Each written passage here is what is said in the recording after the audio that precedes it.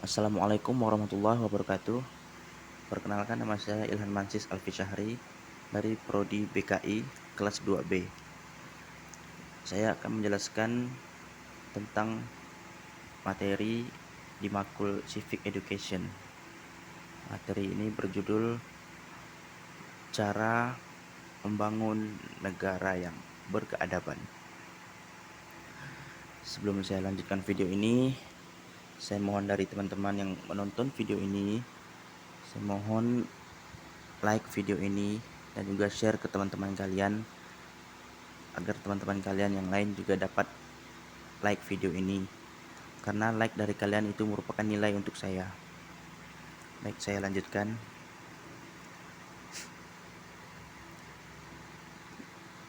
Pertama, pengertian negara. Negara adalah suatu organisasi atau lembaga tertinggi dari kelompok masyarakat yang terdiri dari sekumpulan orang di wilayah tertentu, memiliki cita-cita untuk hidup bersama, serta memiliki sistem pemerintahan yang berdaulat. Ada juga yang menyebutkan definisi negara adalah asosiasi tertinggi manusia yang ada di suatu wilayah tertentu, memiliki pemerintahan sah dan berdaulat, memiliki sistem dan aturan yang berlaku bagi seluruh masyarakatnya, serta berdiri secara independen. Dalam bahasa Inggris, kata negara disebut dengan state, yang artinya suatu keadaan dengan sifat tegak dan tetap. Sedangkan di Indonesia, kata negara berasal dari bahasa Sanskerta. Maaf, agak ralat sedikit, yaitu nagari atau nagara, yang berarti wilayah atau penguasa. Dari bagian ini mungkin kalian dapat memahami sedikit apa yang dimaksud dengan negara.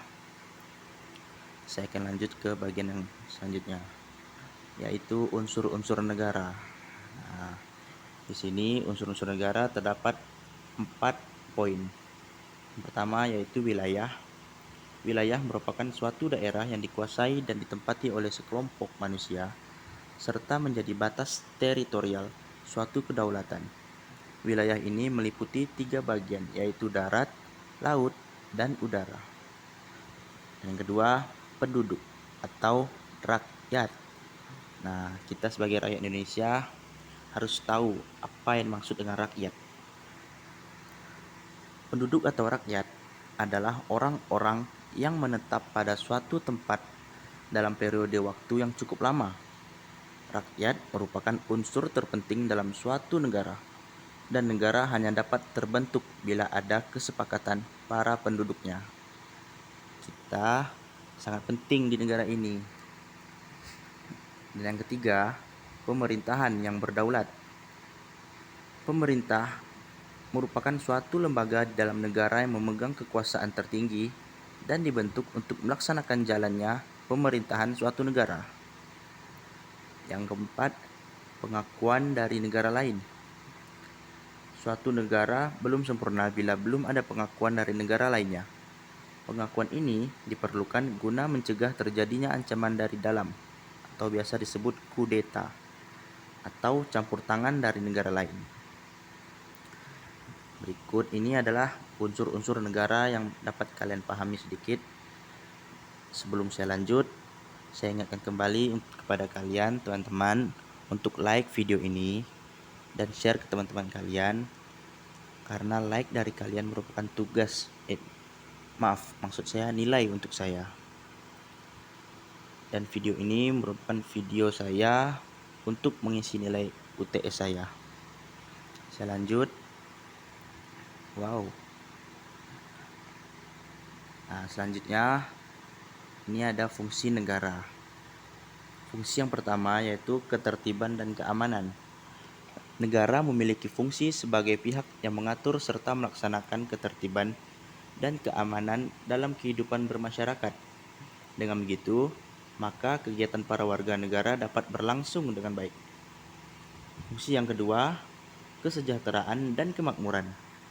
Penyelenggaraan negara, dalam hal ini pemerintah, harus mengupayakan kesejahteraan dan kemakmuran warga negara, khususnya di bidang ekonomi dan sosial. Fungsi yang ketiga yaitu pertahanan. Negara juga memiliki fungsi mempertahankan dan menjamin kelangsungan hidup suatu bangsa dari berbagai ancaman, baik serangan dari dalam yang tadi biasa disebut kudeta maupun serangan dari luar atau invasi. Dan yang fungsi keempat, penegakan keadilan.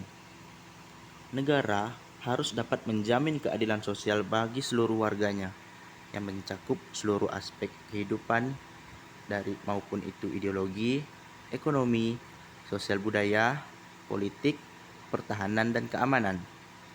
Fungsi keadilan ini dilakukan dengan cara penegakan hukum melalui badan-badan peradilan di suatu negara. Nah, dapat kalian pahami itu fungsi-fungsi dari negara kita.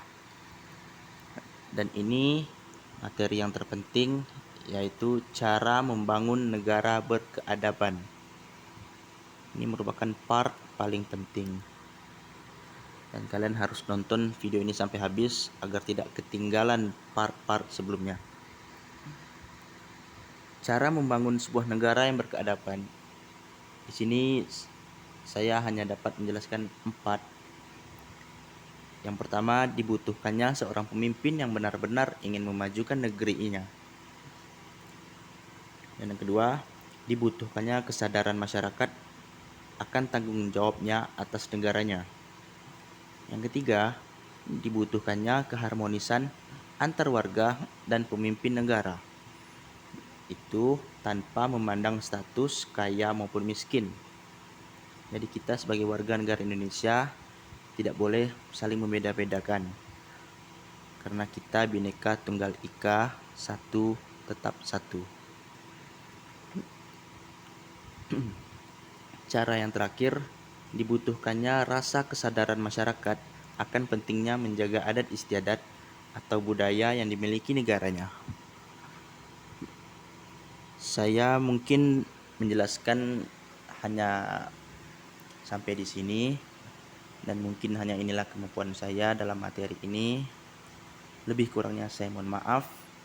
Sekali lagi terima kasih sudah menonton video saya. Maaf jika saya ada salah kata atau ada kesalahan di video-video ini. Saya mohon maaf karena kita sama-sama manusia pasti mempunyai salah. Dan sekali lagi saya peringatkan untuk like video ini dan share ke teman-teman kalian semua agar nilai saya bertambah. Amin. Terima kasih buat kalian semua yang sudah menonton video ini. Sekian dari saya. Assalamualaikum warahmatullahi wabarakatuh.